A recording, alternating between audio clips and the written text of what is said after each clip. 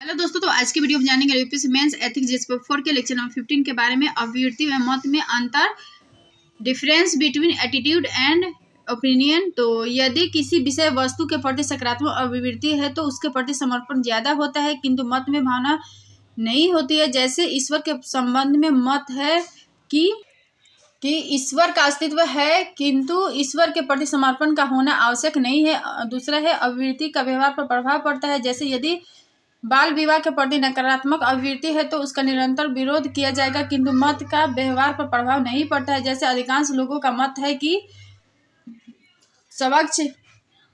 पर्यावरण स्वच्छ रहना चाहिए, परंतु ऐसे लोग पर्यावरण के प्रति अच्छा व्यवहार नहीं करते हैं। और तीसरा है अभिवृत्ति अस्थायी होती है, जबकि मत या ओपिनियन समय एवं परिस्थिति के अनुसार बदलता रहता है। जातीय भेदभाव के प्रति सकारात्मक अभिवृत्ति का कारण, तो पहला है सांस्कृतिक मानक, अर्थात प्रचलित संस्कृति में जातीय भेदभाव की स्वीकार्यता। दूसरा है माता पिता द्वारा जातीय भेदभाव को प्रोत्साहित करना। तीसरा है सूचना का प्रभाव, ऐसी सूचनाएं प्रसारित करना जहां जातीय भेदभाव को प्रोत्साहन।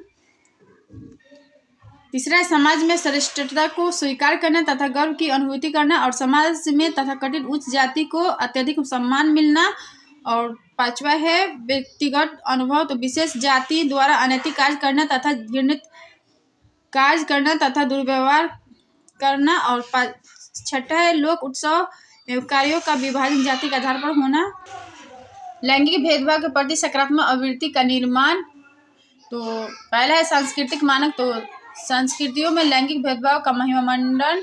और दूसरा है माता पिता द्वारा लैंगिक भेदभाव के प्रति सीधा निर्देश। और तीसरा है धर्म में लैंगिक भेदभाव को प्रोत्साहन तथा एक विशेष समय में महिलाओं को अपवित्र मानना। और चौथा है सामाजिक सीख, तो अर्थात महिलाएं शारीरिक रूप से कमजोर होती है। पांचवा है गलत परंपरा, जैसे पर्दा प्रथा। और जातीय भेदभाव लैंगिक भेदभाव के प्रति सकारात्मक अभिवृत्ति को बदलने के लिए उपाय, तो पहला महान पुरुषों के द्वारा लैंगिक समानता एवं जातीय समानता का संदेश देना। जैसे तिलक ने यह कहा कि यदि ईश्वर भी छुआछूत को मानता है तो मैं ईश्वर को मानना छोड़ दूंगा। और दूसरा है संदेश की प्रकृति, अर्थात जातीय भेदभाव से सामाजिक संकट पैदा हो सकता है जो समाज एवं व्यक्ति दोनों के विश्वास को बाधित करेगा। और लैंगिक भेदभाव के कारण महिला सशक्तिकरण पर प्रतिकूल प्रभाव पड़ेगा, अंततः हानि व्यक्ति एवं समाज को होगा। और तीसरा है सामाजिक एवं धार्मिक सुधार आंदोलन को प्रोत्साहन, ताकि गलत परंपराएं एवं गलत धार्मिक व्याख्या दूर हो सके। और चौथा है पारिवारिक स्तर पर जातीय एवं लैंगिक समानता को प्रोत्साहन किया जाए। पारिवारिक स्तर पर जातीय एवं लैंगिक समानता को प्रोत्साहन, तो महिलाओं को सरकार द्वारा आर्थिक सहायता देना। पारिवारिक स्तर पर महिला के नाम संपत्ति खरीदने के लिए सरकार द्वारा कर में छूट। और पांचवा है सामाजिक स्तर पर, तो अंतर्जातीय विवाह को प्रोत्साहित करने के साथ अंतर्जातीय विवाह करने वालों को आर्थिक पुरस्कार देना। और लैंगिक और जातीय समानता को प्रोत्साहित करने वालों को सामाजिक प्रतिष्ठा देने के साथ आदर्श एवं समाज सुधारक के रूप में प्रचारित करना। और ऐसे समाज या समुदाय को आदर्श समुदाय के रूप में प्रचारित किया जाए जहां जातीय एवं लैंगिक समानता को प्रोत्साहन मिलता है। और शैक्षणिक स्तर पर, तो महान बनने या लक्ष्य की प्राप्ति के लिए जातीय एवं लैंगिक समानता को मानना आवश्यक है। स्कूल या कॉलेज में नाम के साथ जाति सूचक शब्दों के प्रयोग पर रोक लगा दी जाए। और महानता अर्जित करने वाली व महिलाओं के उदाहरण के रूप में प्रस्तुत किया जाए। और प्रशासनिक स्तर पर, तो लैंगिक एवं जातीय भेदभाव को कानूनी अपराध घोषित किया जाए। और प्रशासनिक स्तर पर ऐसे कार्यक्रम को आयोजन हो जहां सभी जातियों के लोग एक साथ भोजन करें तथा जातीय भेदभाव को औचित्य पर बहस शुरू किया जाए। और राजनीतिक स्तर पर, तो जाति के आधार पर वोट की मांग को अपराध घोषित किया जाए। और राजनीतिक स्तर पर महिलाओं को प्रोत्साहन तथा महत्वपूर्ण राजनीतिक पद महिलाओं को सौंपे जाए। और धार्मिक स्तर पर, तो जातीय एवं लैंगिक भेदभाव को ईश्वर के विरुद्ध अपराध घोषित किया जाए। और धर्म की तार्किक व्याख्या हो, मंदिरों में पुरोहितों का काम तथा कठिन निम्न जातियों को दिया जाए, जैसे कि केरल में हो रहा है। भावनात्मक बुद्धिमत्ता, तो इमोशनल इंटेलिजेंस, तो ये भावनात्मक बुद्धिमत्ता के डायग्राम है। स्व जागरूकता, आत्म प्रबंधन, आत्म प्रेरणा, सामाजिक जागरूकता और संबंध प्रबंधन। भावनात्मक समझ रखने वाले प्रशासक के गुण तो विवादों का संरचनात्मक ढंग से समाधान करना, दूसरों के क्रोध को व्यक्तिगत स्तर पर न लेना तथा अपने व्यवहार को नियंत्रित करना। तीसरा है किसी भी तरह के परिवर्तन के साथ सामंजस्य बनाए रखना। चौथा है अधीनस्थों के परिस्थितियों को समझना तथा उनके प्रति सहानुभूति व्यक्त करना। पांचवा है असफलता की स्थिति में भी आशावादी बने रहना। और छठा है सफलता की स्थिति में भी सामान्य बने रहना। और भावनात्मक समझ की आवश्यकता क्यों? तो क्योंकि वर्तमान में सिविल सेवक के सामने अनेक समस्याएं एवं चुनौतियां पैदा होने लगी है, जिसका समाधान एक सिविल सेवक को ही करना है। जैसे एक प्रशासक को अपने अधीनस्थ एवं मंत्रालय के साथ काम करना होता है। सभी का प्रदर्शन, दक्षता एवं स्वभाव एक दूसरे को भ्रमित करते हैं। प्रशासक को उन सभी व्यक्तियों से सही तरीके से काम कराने के लिए भावनात्मक समझ की जरूरत होती है। और भावनाओं को बौद्धिक निर्देशन के बिना मनुष्य विनम्र होकर परिस्थितियों का उत्तर नहीं दे सकता है, सही समय एवं सही जगह का फायदा भी नहीं उठा सकता है, विरोधाभासी संदेश का भावना को भी समझ नहीं सकता है। अतः अधीनस्थों के साथ बेहतर तरीके से निपटने और समय के अनुरूप निर्णय लेने के लिए भावनात्मक समझ की आवश्यकता होती है। जैसे जैसे लोग जागरूक हो रहे हैं वैसे वैसे प्रशासन के सामने चुनौती बढ़ती जा रही है, भीड़ उग्र होती जा रही है। ऐसी स्थिति में भावनात्मक समझ की आवश्यकता अत्यधिक बढ़ गई है। और भावनात्मक समझ आवश्यक हो गया है क्योंकि सामाजिक मूल्यों के तीव्र गति से परिवर्तन हो रहा है। दूसरा, बेरोजगारी, गरीबी एवं जनसंख्या में वृद्धि के साथ अमीरी एवं गरीबी के बीच बढ़ता अंतराल, आवास, पेयजल, बेहतर चिकित्सा सुविधा की बढ़ती मांग एवं उस अनुपात में संसाधनों की उपलब्धता कम होना, सुशासन की बढ़ती मांग अर्थात मीडिया एनजीओ के द्वारा सरकार की कमियों को निरंतर व्यक्त करना, और जनसाधारण से जुड़े मामलों का तेजी से राजनीतिकरण होना, और जनसाधारण से जुड़ी सरकारी नीति योजना एवं उनके क्रियान्वयन में सरकार के अंदर सहमति नहीं बन पाती है। परिणामस्वरूप योजनाओं का क्रियान्वयन कठिन हो जाता है। और उच्च भावनात्मक समझ वाले लोग समय को भावना को सुनना अच्छी तरह जानते हैं तथा उसे नियंत्रित करना भी जानते हैं। समय की गलतियों को स्वीकार करते हैं, उससे सीखते हैं और नए विचारों को अपनाते भी हैं। सिविल सेवक में भावनात्मक समझ होने पर निम्नलिखित कदम लाभ होते हैं। कार्यस्थल पर बेहतर माहौल का निर्माण होता है और कार्य की प्रकृति में बदलाव तथा बाहरी दबाव से लड़ने की क्षमता का विकास होता है। प्रशासन के अंदर संचार कौशल के विकास में सहायता मिलती है और विचार विमर्श के माध्यम से स्थिति पर नियंत्रण रख पाने की क्षमता का विकास होता है। व्यवहार के स्तर पर आक्रामकता में कमी आती है। किसी विषय को समग्रता में देखने की क्षमता का विकास होता है। कार्य करने की प्रेरणा मिलती है तथा कर्मचारियों के मनोवृत्ति को समझने में भी सहायता मिलती है।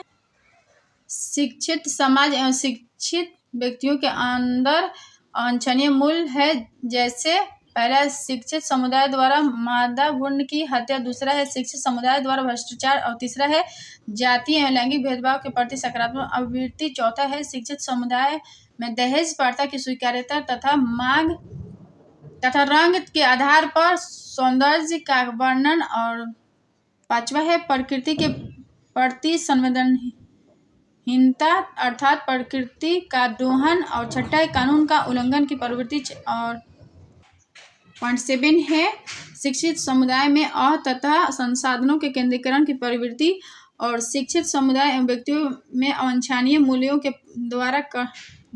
मूल्यों को दूर करने के लिए उचित उपाय। तो पहला है शिक्षित व्यक्ति की शैक्षणिक डिग्री को अवांछनीय मूल्य पाए जाने पर समाप्त कर दिया जाए।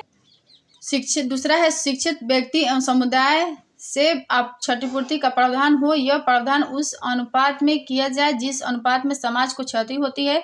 और तीसरा पॉइंट है शैक्षणिक प्रमाण पत्र देते समय आचरण का मूल्यांकन किया जाए और भविष्य में आचरण के अपवित्र होने पर शैक्षणिक योग्यता के प्रमाण पत्र को अमान्य घोषित कर दिया जाए। और 0.4 है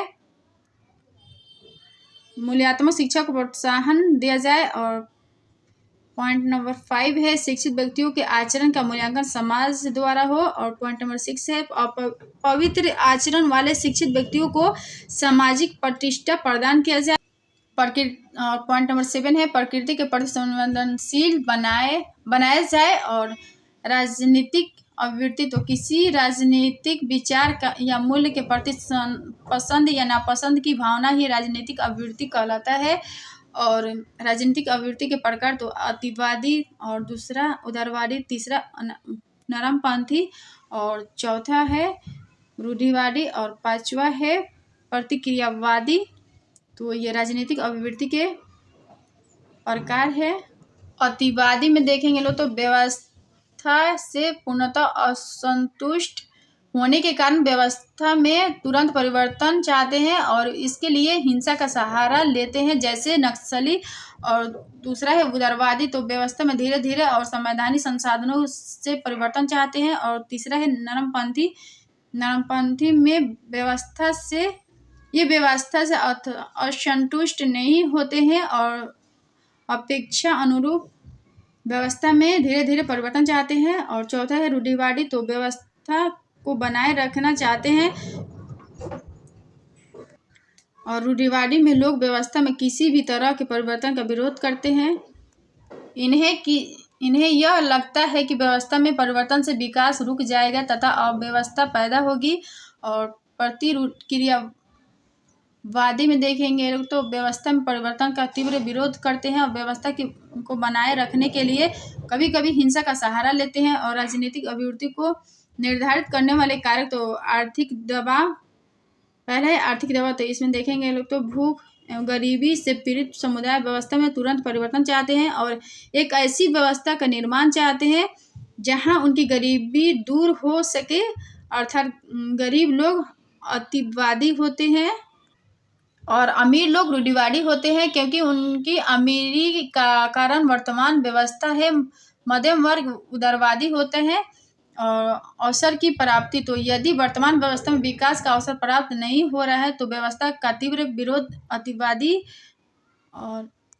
और यदि वर्तमान व्यवस्था में विकास का अवसर प्राप्त होता है और विकास भी हो रहा है तो ये रूढ़िवादी है। और यदि वर्तमान व्यवस्था में विकास का अवसर धीरे धीरे प्राप्त हो रहा है तो ये अतिवादी है।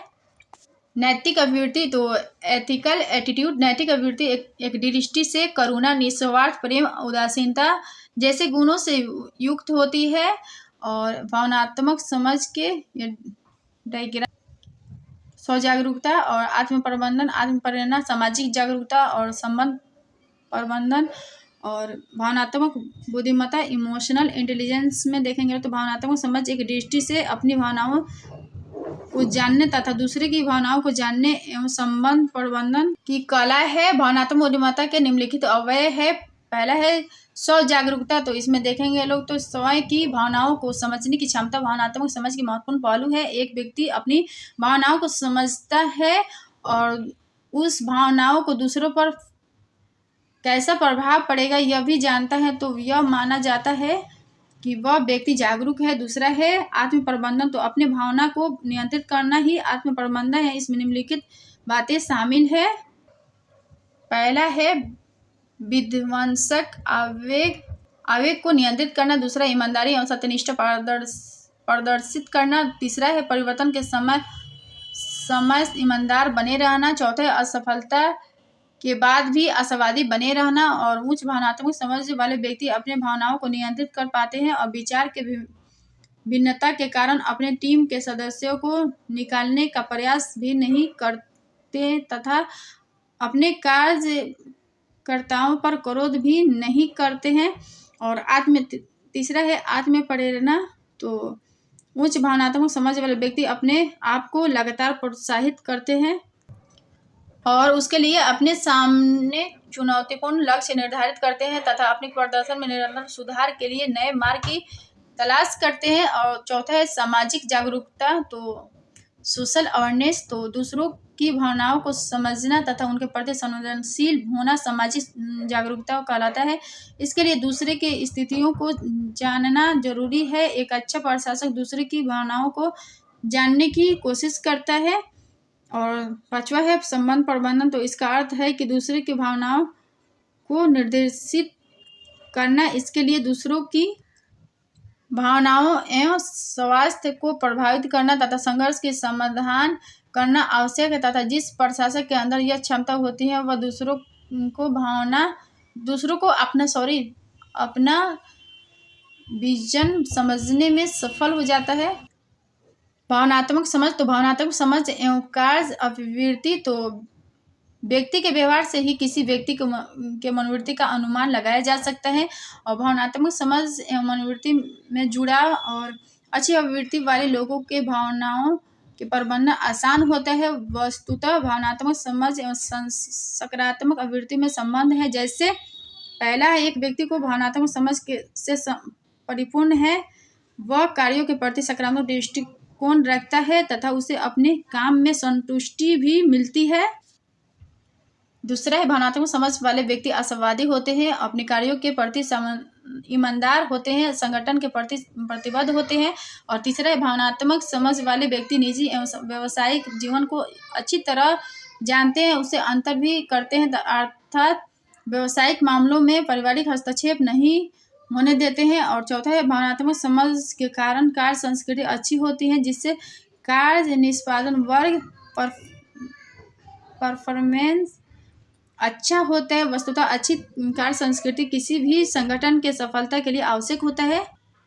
भावनाओं का प्रबंधन। तो पहला है, गहरी सांस लेनी चाहिए और समय को शांत रखना चाहिए। सहयोगी की मदद एवं वस्तु स्थिति की चर्चा करनी चाहिए और अपनी भावनाओं को लिखना चाहिए। महत्वपूर्ण मुद्दों पर वार्ता करनी चाहिए और स्वयं के क्रोध को नियंत्रित करना। तो गहरी सांस लेनी चाहिए, अपनी भावनाओं को लिखना चाहिए और सहयोगी से वार्ता करने के साथ क्रोध के कारणों पर विचार करना, क्रोध के परिणाम पर विचार करना चाहिए। व्यक्ति पर प्रभाव का मूल्यांकन। भीड़ के क्रोध को नियंत्रित करना। तो भीड़ से महत्वपूर्ण मुद्दों पर वार्ता करना और क्रोध के परिणामों की ओर ध्यान खींचना। और सिविल सेवा के मूल। तो ये पहला है मानवीय मूल, दूसरा है प्रशासनिक मूल, तीसरा है तकनीकी मूल। और मानवीय मूल में देखेंगे तो सिविल सेवा में आधारभूत मूल्य वह है जो लक्ष्य को प्राप्त करने में सहायक होता है। नागरिकों के प्रति सेवा का भाव एवं त्याग की भावना ही सिविल सेवा के मूल्यों को स्थापित करती है।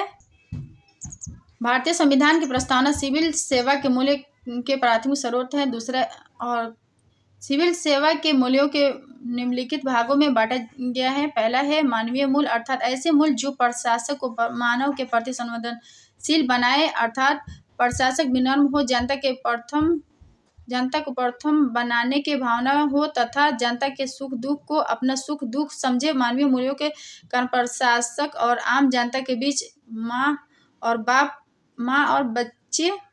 बच्चे का संबंध रहता है, जहाँ चोट जनता को लगती है और पीड़ा लोक सेवक को होती है। और प्रशासनिक मूल में देखेंगे तो सिविल सेवा में आधारभूत मूल वह है जो लक्ष्य को प्राप्त करने में सहायक होते हैं। नागरिकों के प्रति सेवा भाव एवं त्याग के भावना ही सिविल सेवा के मूल्यों को स्थापित करती है। भारतीय संविधान के प्रस्तावना सिविल सेवा मूल के प्राथमिक स्रोत है। सिविल सेवा के मूल्यों को निम्नलिखित भागों में बांटा गया है। पहला है मानवीय मूल, ह्यूमन वैल्यू, तो अर्थात ऐसे मूल जो प्रशासक को मानव के प्रति संवेदनशील बनाए, अर्थात प्रशासक विनम्र हो, जनता प्रथम मानने की भावना हो तथा जनता के सुख दुख को अपना सुख दुख समझे। मानवीय मूल्यों के कारण प्रशासक को आम जनता के बीच माँ और बच्चे के संबंध रहते हैं, जहाँ चोट जनता को लगती है और पीड़ा लोक सेवक को होती है। प्रशासनिक मूल, तो ऐसे मूल जो प्रशासन के संचालन में महत्वपूर्ण भूमिका निभाए, जैसे सत्यनिष्ठा, वस्तुनिष्ठ, तटस्थता, ईमानदारी। और तीसरा है तकनीकी मूल, तो ऐसे मूल जिससे प्रशासन की क्षमता में वृद्धि होती है, जैसे मितव्ययिता, दक्षता, प्रभावशीलता और सत्यनिष्ठा, कर्तव्यनिष्ठता, ईमानदारी प्लस तटस्थता। तो सत्यनिष्ठा में ये तीनों आते हैं। सत्यनिष्ठा तो नैतिक सत्यनिष्ठा, बौद्धिक सत्यनिष्ठा और पेशेवर सत्यनिष्ठा, तो ये तीनों देखेंगे। तो पहला है सत्यनिष्ठा। तो सत्यनिष्ठा का अर्थ है कि सार्वजनिक पद पर बैठे लोगों को बाहर के व्यक्ति एवं संगठन से किसी भी रूप में प्रभावित न होना। जैसे कोई व्यक्ति बाहरी दबावों से मुक्त है और बिना किसी दबाव के अपने कार्यों का संचालन करता है तो माना जाता है कि वह सत्यनिष्ठ है। और सत्यनिष्ठा कर्तव्यनिष्ठा प्लस ईमानदारी प्लस तटस्थता, तो ये पॉइंट सत्यनिष्ठा है। और इसमें तीनों आते हैं, कर्तव्यनिष्ठा, तटस्थता और ईमानदारी। सत्यनिष्ठा के 3 रूप है। पहला नैतिक सत्यनिष्ठा, एथिकल इंटीग्रिटी। तो यदि किसी कार्य को करने के पश्चात व्यक्ति जिस नियम और कानून के आधार पर अपना मूल्यांकन करता है उसी रूप में दूसरों का मूल्यांकन करना। और दूसरा है बौद्धिक सत्यनिष्ठा। तो स्वयं के लिए और दूसरों के लिए समान मानदंड का प्रयोग करना ही बौद्धिक सत्यनिष्ठा कहलाता है। पेशेवर सत्यनिष्ठा में सौंपे गए कार्यों का ईमानदारी से पालन करना। भारतीय लोक सेवकों में सत्यनिष्ठा की कमी दिखती है क्योंकि ये सब पॉइंट आ जाएंगे। तो जैसे लोक सेवकों पर राजनीतिक दबाव, और दूसरा है प्रशासन में राजनीतिक का हस्तक्षेप, और लोक सेवा का राजनीतिकरण तथा पद नियुक्ति का आधार राजनीतिक पहुंच और हितों का संघर्ष, अर्थात लोक सेवकों में के निजी हित एवं सार्वजनिक हित के बीच संघर्ष, नैतिक शिक्षा का अभाव, भ्रष्टाचार निरोधक संस्था का निष्क्रिय होना तथा दृढ़ इच्छा शक्ति का अभाव और नागरिक चार्टर एवं जवाबदेहिता का अभाव। लोक सेवा में सत्यनिष्ठा में गिरावट, तो भ्रष्टाचार बढ़ेगा और गिरावट से भ्रष्टाचार बढ़ेगा। दूसरा प्रशासन का राजनीतिक दुरुपयोग और संसाधनों का दुरुपयोग, राजनेता प्रशासक एवं अपराधियों के बीच गठजोड़, और ये सब पॉइंट से के परिणाम यह होगा कि लोकतंत्र का विकास बाधित हो जाएगा। और लोक सेवा में सत्यनिष्ठा को मजबूत बनाए रखने के उपाय, तो सत्यनिष्ठा के लिए समझौता और योग्यता। दूसरा योग्यता को महत्व, अर्थात योग्यता के आधार पर पद का निर्धारण। तीसरा है स्थानांतरण एवं पदोन्नति के संबंध में निर्णय लेने के लिए एक स्वतंत्र एजेंसी का गठन। प्रशासन के राजनीतिकरण पर रोक, तो प्रशासन का गलत उपयोग होने पर राजनेता को सदन में जवाबदेह बनाया जाए। और लोक सेवकों का स्थानांतरण के उचित कारण सदन को बताना अनिवार्य हो और लोक सेवकों के जवाबदेह बनाया जाए। और सिविल विवेकशीलता को कम किया जाए, अर्थात निर्धारित मानकों के आधार पर निर्णय को अनिवार्य बनाया जाए। सत्यनिष्ठा की उपेक्षा, तो सत्यनिष्ठा की उपेक्षा से समाज पर पड़ने वाले प्रभाव का मूल्यांकन हो और उसी आधार पर दंड का प्रावधान हो। लोक सेवकों को यह संदेश दिया जाए कि क्या वह सत्यनिष्ठा की उपेक्षा करके समाज में सम्मानपूर्ण जीवन जी सकते हैं। वस्तुनिष्ठता में देखेंगे तो वस्तुनिष्ठता का अर्थ है कि लाभ या पुरस्कार या पद पर नियुक्त करते समय नियम प्लस योग्यता का मानक मानना। नोलन समिति ने वस्तुनिष्ठता के लिए 4 मानदंड निर्धारित किए।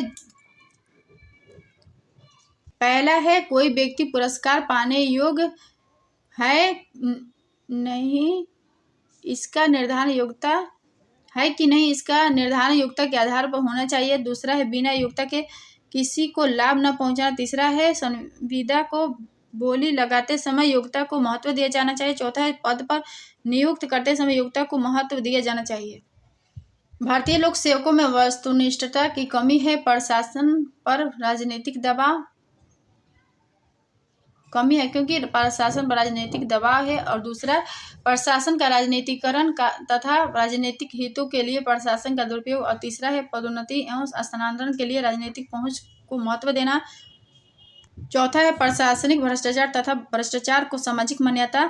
और प्रशासनिक मूल्यों में गिरावट का कारण, तो पहला है प्रशासनिक कारण, दूसरा सामाजिक कारण, तीसरा प्रशासनिक स्तर पर, चौथा है राजनीतिक स्तर पर और पांचवा है सामाजिक स्तर पर। राजनीतिक कारण, तो प्रशासन का राजनीतिकरण और प्रशासन पर राजनीतिक दबाव तथा स्थानांतरण के समय और राजनीतिक संबंध को महत्व।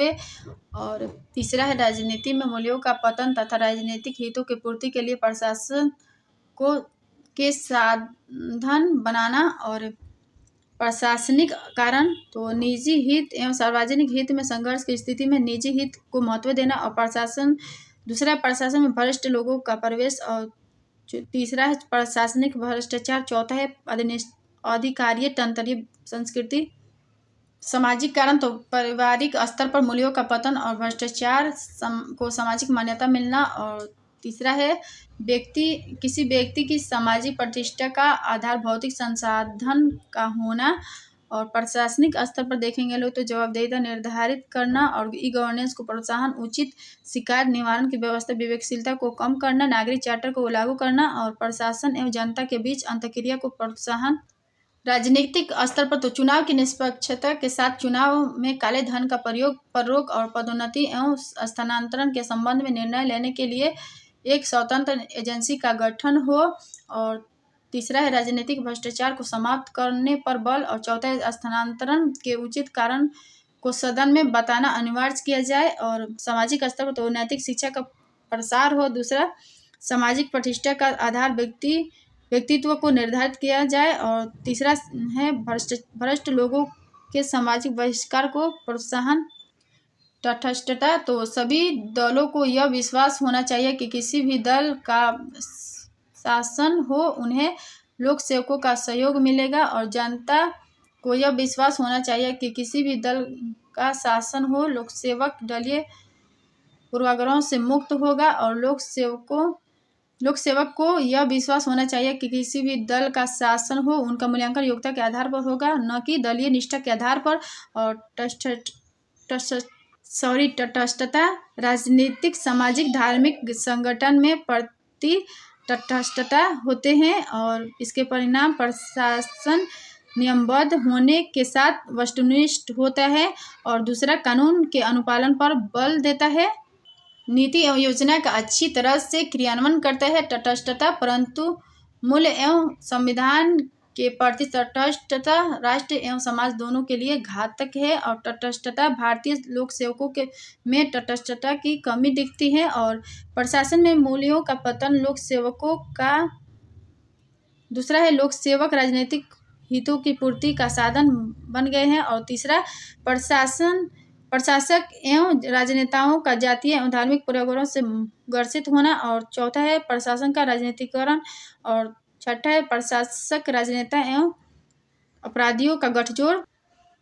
भारतीय लोक सेवकों में तटस्थता को मजबूत करने के कौन कौन से उपाय है, तो पहला है एक स्वतंत्र एजेंसी का गठन हो, स्थानांतरण के संबंध में निर्णय हो, पद पर नियुक्ति एवं स्थानांतरण के उचित कारण को सदन में बताना अनिवार्य किया जाए, और सोशल ऑडिट को अनिवार्य बनाने के साथ प्रशासक को जनता के बीच अंतःक्रिया को प्रोत्साहित किया जाए, और प्रशासनिक विवेकशीलता में कमी की जाए, और गवर्नेंस को प्रोत्साहित किया जाए, और नैतिक शिक्षा को प्रोत्साहन।